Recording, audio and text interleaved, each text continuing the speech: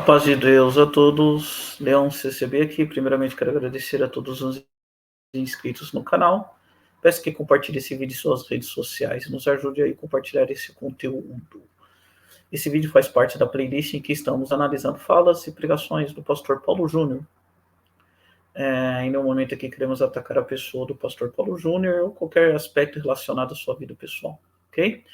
Então aqui nesse vídeo específico ele vai defender uma das doutrinas do calvinismo, que é a tulip lá, né? E um dos pontos dela é a depravação total. Bem, a gente vai estar a nossa visão depois desse termo, que nós acreditamos também na depravação total, que os calvinistas eles esquecem, né? A gente vai ver do Espírito Santo. Eles basicamente para eles expõem o conteúdo de uma maneira como se o Espírito Santo fosse incapaz de fazer certas coisas, né? Então a gente vai ver aqui a fala dele. Vamos ver aqui como ele expõe o conteúdo. Da teologia reformada, ensina a depravação total, ou depravação radical.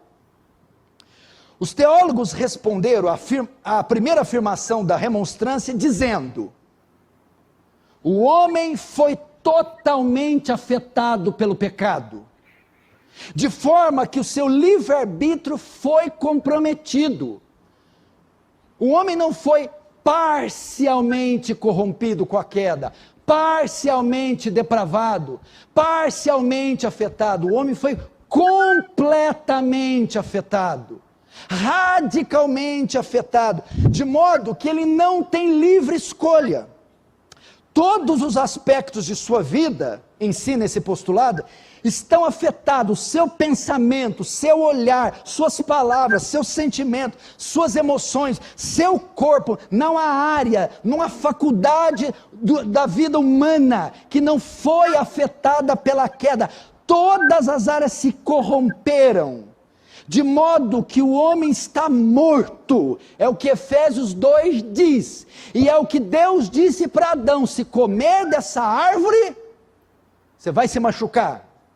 Se comer dessa árvore, 70% vai depravar. Se comer dessa árvore, morrerás. Tá vendo? Ele até expõe bem aquilo que eu falei, né? O pastor Paulo Júnior tem uma ótima oratória, fala bem. Mas falar bem não é o único requisito para entender a Bíblia, né? Precisa um ponto bem principal, que é entender a Bíblia, né? Temos que analisar a ação do Espírito Santo, meu cara. Realmente, a gente é incapaz. Porém, né, que é a doutrina da depravação total, que afirma que o homem é escravo do pecado, ok, né? Mas e o Espírito Santo? E a ação dele, né? Você esquece de pontuar isso na sua fala, né? Ninguém está falando que o homem foi só depravado 70%, ou que ele só se machucou, como ele está expondo isso daí. Essa é a falácia dele, isso é a falácia. Ele já está meio que na defensiva, ele já sabe que vai ser refutado, então ele pratica o que nós chamamos de apelação. Então o homem só foi 70% depravado, só foi machucado. Vamos continuar a ver aí o sermão dele aí. Daqui a pouco eu apresento mais assuntos relacionados a isso. Portanto, irmãos, nós somos naturalmente inclinados para o mal. O nosso arbítrio não é neutro, ele não é livre. O que significa isso? Alguém está isento de escolha. Vamos supor que o Alexandre vai compor um júri para definir qual das garotas da escola vai fazer uma propaganda para o governo do estado. Entre as candidatas tem sua filha. A vontade do Alexandre não é livre, ela é inclinada para um lado. Ela é inclinada, vou ter que escolher a Gabriela. Se colocar ali um outro homem que não tem nenhuma filha, a vontade daquele homem é isenta, é livre. Ela não é inclinada para nada. Nós somos esse homem. Nossa vontade não é livre de forma que podemos escolher o bem ou o mal. Não, ela pende, ela é inclinada para um lado. E adivinha qual é? Para o mal. Para o ódio, para a mentira, para a inveja. De modo que se nós deixarmos a escolha na mão do homem, sem que Deus interfira, o homem jamais escolherá fazer o bem. Aí é um ponto interessante, sem que Deus interfira. Então Deus precisa intervir, né? Mas aí que vai ter uma diferença enorme na visão cristã, bíblica, da visão dos calvinistas. Eles acham que essa ação é antes de qualquer escolha humana, né? Que antes de eu ou qualquer pessoa nascer, Deus já determinou quem seria salvo e quem seria condenado, sem o homem ter tido a escolha. Qual que é a implicação básica disso? É que você nasceu pecador porque Deus determinou que você seria pecador. Você nasceu cristão porque Deus determinou que você seria cristão, né? Isso, querendo ou não, coloca Deus como, né, responsável pelas ações dos pecadores, né? Eles escolheram o mundo porque já estava pré-programado o que eles estavam querendo. A pessoa está no pecado, ela escolheu pecar, ela escolheu se afastar de Deus porque Deus quis assim, né? E, então, se a pessoa... até a conclusão lógica, vamos analisar aí de uma maneira lógica. Eu vou até ler aqui um dos pontos que eu alenquei aqui. Qual que a conjectura que a gente faz? Se o homem morto não pode mais responder ao chamado da graça de Deus como ele está querendo passar, né? Então, como para o pastor aí, morto é morto mesmo em todos os sentidos, não apenas no espiritual, seria uma total incapacidade. O que o meu caro pastor aí está esquecendo de colocar, isso ele está esquecendo por querer mesmo, não é por uma inocência, porque faz parte da teologia dele isso, é que a recíproca é também verdadeira. Se o homem está morto desse jeito e não pode responder à salvação, então seria ilógico pensar que ele é culpado pelos seus pecados. Então Deus é culpado pelos pecados dele. É uma conclusão lógica, tá? Que é isso que ele quer colocar. A pessoa não pode ter escolha, né? A pessoa, ela sempre, é que nem ele falou, a escolha dela já não está mais isenta, ela vai escolher aquilo que é errado, ok, né?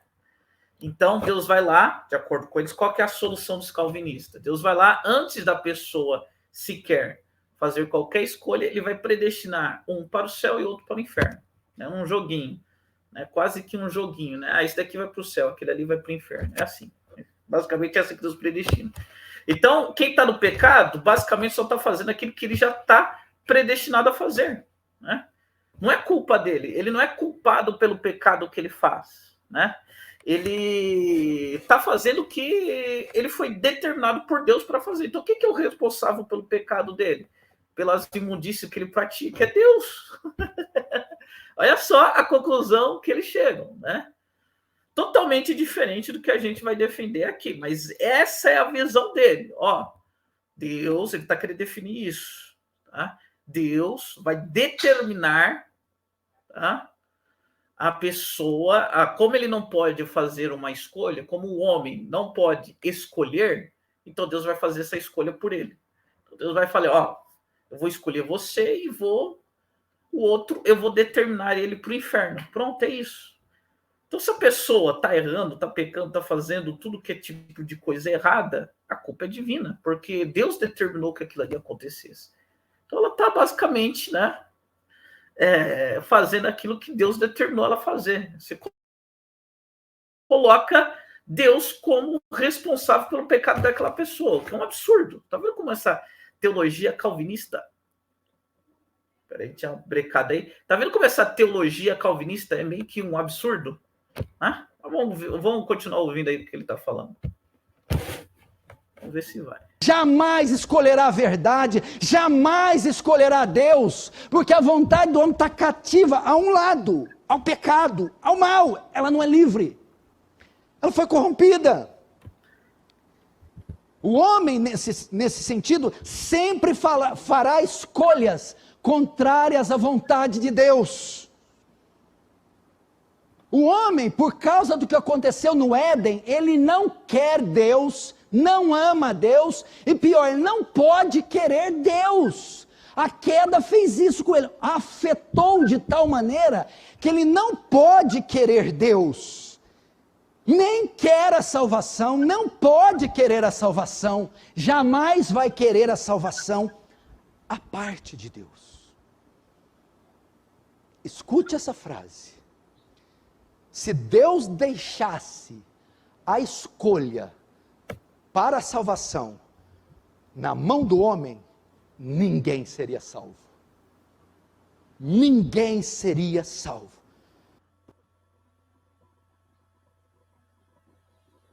Então vamos lá, essa daí, em teoria, né? Uma teoria bonitinha colocada, né? Desse vídeo aí. Bem, primeiro vamos começar analisando o verso que ele cita, tanto que ele defende. Vamos ver aí o que ele diz. Efésios 2:1, né? A passagem ali, né? Diz assim: Ele vos deu vida, estando vós mortos nos vossos delitos e pecados, né? Ok, né? O contexto imediato ali, a passagem inteira, né, vai falar sobre a condição dos seres humanos antes da salvação, mortos em delitos e pecados. É a obra de Deus em Cristo para trazer a vida. O apóstolo Paulo enfatiza a graça de Deus pelo qual os crentes são salvos. Né? No versículo 4 e 5, Paulo afirma: Mas Deus, sendo rico em misericórdia por causa do grande amor com que nos amou, estando nós mortos em nossos delitos, nos deu a vida juntamente com Cristo, pela graça sois salvos. A ênfase aqui está na misericórdia e graça de Deus, não em uma escolha arbitrária, né? Mas vamos lá. Então, aqui, se somos depravados, nós teríamos a capacidade de aceitar ou rejeitar o chamado evangelho? Ele está dizendo que não, né? Que a gente nunca escolheria a Deus. Ele está falando assim, o homem, a escolha dele está totalmente inclinada ao pecado, porque ele está morto. Então ele nunca vai escolher a Deus. Então Deus é que tem que fazer essa escolha, né? Porque o homem está incapaz de escolher. Por quê? Se você está em uma depravação total, né? Ele sempre vai estar inclinado a escolher aquilo que ele é errado. Ele dá o exemplo do pai Alexandre lá, que vai escolher a filha dele. Então, uma escolha, né, que está contaminada, né? Então, a pessoa não vai escolher a Deus. Então, por isso que Deus tem que escolher ela, né? Ok? Então, vamos lá. Vamos refutar essa... Não a depravação total. Entenda aqui, a gente não está dizendo que o homem não é depravado, tá? A gente não está dizendo isso. O que a gente está enfatizando nesse vídeo é que ele esquece a ação do Espírito Santo. Ele esquece da ação do Espírito Santo. Se somos, então, eu reconheço, né, como eu já falei, a depravação total. Devido à queda, os seres humanos são incapazes de buscar a Deus ou responder ao Evangelho por conta própria. No entanto, temos aí o que? A graça. Pela graça sois salvos. Né? Essa é a chave para entender como podemos aceitar ou rejeitar o chamado do Evangelho. A graça de Deus, ela precede a nossa conversão e nos capacita a responder o seu chamado. A graça atua no coração de cada pessoa, despertando, iluminando e capacitando a ouvir a mensagem do Evangelho.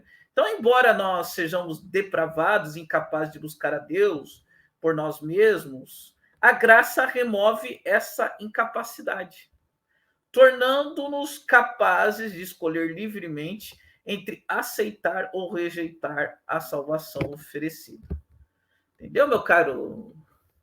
E quem que é o agente ali, né? Qual que é o papel do Espírito Santo, né? O Espírito Santo ele é fundamental, né? Porque nesse contexto da graça, o Espírito Santo, ele é o agente divino que aplica a graça e capacita os indivíduos a responder o chamado. Ah, mas você está falando aí, é tudo achismo seu. Não. Eu estou aqui exaltando a ação do Espírito Santo. O Paulo Júnior aí está limitando a ação do Espírito Santo, porque ele fala, o homem não pode escolher. Então, esquece o Espírito Santo. Né? A gente aqui está exaltando a ação do Espírito Santo. Mas tudo que você falou, Everton, tem que ter base bíblica. Então, vamos lá. Né? Vamos com base bíblica aí. João, capítulo 1, versículo 9. A verdadeira luz que ilumina todos os homens estava chegando ao mundo. Né? Aí a gente vê Cristo, a luz que ilumina todos, proporcionando a cada pessoa a oportunidade de responder. A Bíblia destrói calvinista. João capítulo 2, versículo 32. Eu, quando for levantado da terra, atrairei a todos a mim. Então, Jesus aí afirma que sua crucificação teria um impacto universal, atraindo todos a eles, e não apenas um grupo específico de pessoas. Porque a graça de Deus se manifestou, Tito 2, versículo 11, porque a graça de Deus manifestou, né, trazendo salvação a todos os seres humanos. Né? Então Deus está disponibilizando a salvação a todos. Todos. Apesar de nossa depravação, Deus nos capacita a responder o evangelho. Ele nos oferece a oportunidade de escolher sem violar nossa liberdade. Ele nos chama a responder a sua graça de maneira consciente. Então, a graça, ela vai agir da seguinte maneira: ela desperta a consciência espiritual, Deus nos ilumina, ajudando a reconhecer nossa condição pecaminosa e a nossa necessidade de salvação. Remove essa incapacidade, embora estejamos depravados, a graça neutraliza essa depravação, suficiente para nos capacitar a responder o evangelho. E preserva o livre-arbítrio, né? A graça nos dá a capacidade de escolher livremente entre aceitar ou rejeitar o chamado de Deus, sem forçar a nossa decisão. Então, se você está cometendo pecado, é por culpa sua. Se você for condenado, é por culpa sua. Tá? Você está totalmente depravado? Tá. Mas o Espírito Santo ele vai agir, tá? E vai te possibilitar a escolha do sim ou do não. Então, se você falar não para Deus, é sua culpa. A culpa é sua. Né? O calvinismo joga a culpa em Deus. Deus é responsável pelo pecado do homem. O cristianismo bíblico, a culpa é da pessoa. Você escolheu pecar. Você escolheu rejeitar a Deus. Por isso também a importância do evangelho. Tá vendo como... Olha só, um assunto vai ligando o outro. Né? O calvinismo ele limita a ação da propagação do evangelho, porque não é para que você vai... eu vou evangelizar uma pessoa, vou falar assim, vou evangelizar você aqui, mas não sei se você é um eleito, tá? Então, se você rejeitar, porque você não é eleito, tá? Deus não tem nada com você, Deus não te ama, Deus não quer saber de você. Olha só que Deus cruel, o calvinista vai pintar na hora que for evangelizar, né? Convicção, então vamos aí ressaltar agora o papel do Espírito Santo, né? Esse agente divino que aplica a graça e capacita os indivíduos a responder ao chamado de Deus. Será que tem verso que comprova o que eu estou falando? Sim. João, capítulo 16, versículo 8. E quando ele vier, convencerá o mundo do pecado e da justiça e do juízo. Né? O Espírito Santo convence as pessoas do seu estado de pecado, ajudando-a a reconhecer a necessidade do arrependimento da salvação. Só um verso destrói o calvinismo inteiro, né? Vamos lá, João capítulo 14, versículo 26. Mas o Consolador, o Espírito Santo, a quem o Pai enviará em meu nome, esse vos ensinará todas as coisas e vos fará lembrar de tudo o que vos tenho dito. Então aí o Espírito Santo ilumina a mente das pessoas, ajudando a entender a mensagem do Evangelho. Aí vamos lá, o tiro de misericórdia no calvinismo, nessa doutrina aí do calvinismo, dessa forma como eles veem a depravação total. Veja bem, não é um vídeo contra a depravação total, mas contra a visão de como os calvinistas veem a depravação total. Vamos lá, vamos para o tiro de misericórdia. Atos capítulo 1, verso 8. Mas recebereis poder ao descer sobre vós o Espírito Santo, e sereis minhas testemunhas, tanto em Jerusalém como em toda a Judéia e Samaria, e até os confins da terra. O Espírito Santo capacita os indivíduos a responder o Evangelho, dando-lhes força necessária para superar a depravação e escolher a fé em Cristo. Então, o Espírito Santo é o agente divino que aplica a graça e capacita os indivíduos. Acabou o calvinismo, já era. Essa visão do calvinista da depravação total, essa visão que o pastor Paulo Júnior está pregando é totalmente antibíblica, tá? Ela limita a ação do Espírito Santo, ela nega a graça, tá?